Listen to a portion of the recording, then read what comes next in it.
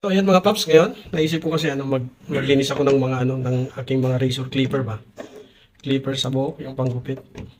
Kasi medyo mapurol na yung iba. Ito yung mga razor ko. Papakita ko sa inyo. Tapos naghanda ako dito ng oil. Cooking oil na yung ginamit ko kasi yun lang yung meron naman akong olive oil kasi ito na lang para medyo tipid. So ayan, ito yung mga clipper o razor ko mga paps. Ito yung aking mga ginagamit na mga razor clipper sa buhok pag nagugupit ako.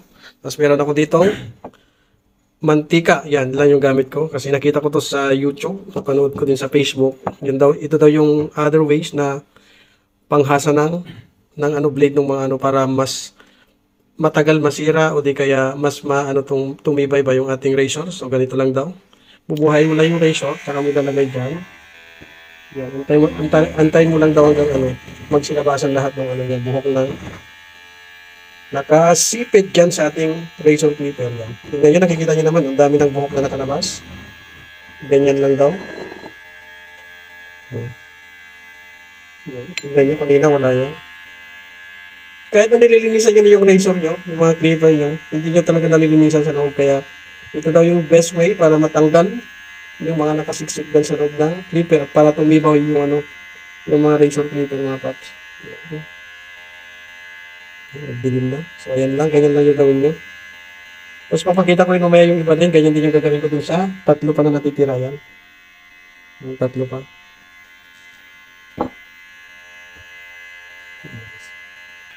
So, ayan. Tapos na itong isa. Susunod ko naman yung iba. So, papatayin lang natin. Yan. Tapos, meron na dyan naka-ready na tissue. Yan sa gilid. Papatong lang muna natin ganyan. Tapos, itong dalawa naman.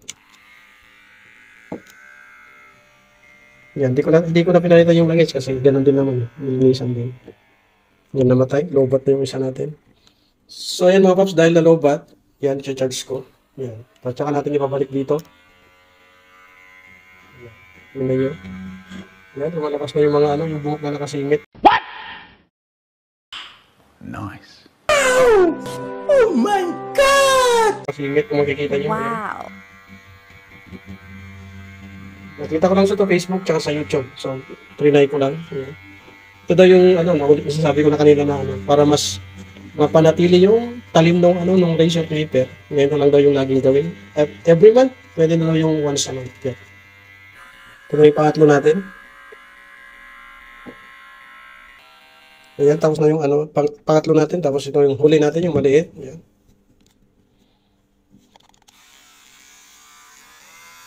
Good job!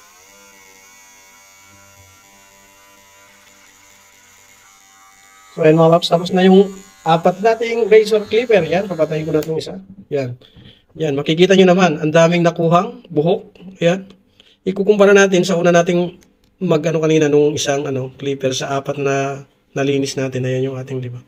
Ilagay ko dyan sa may tissue.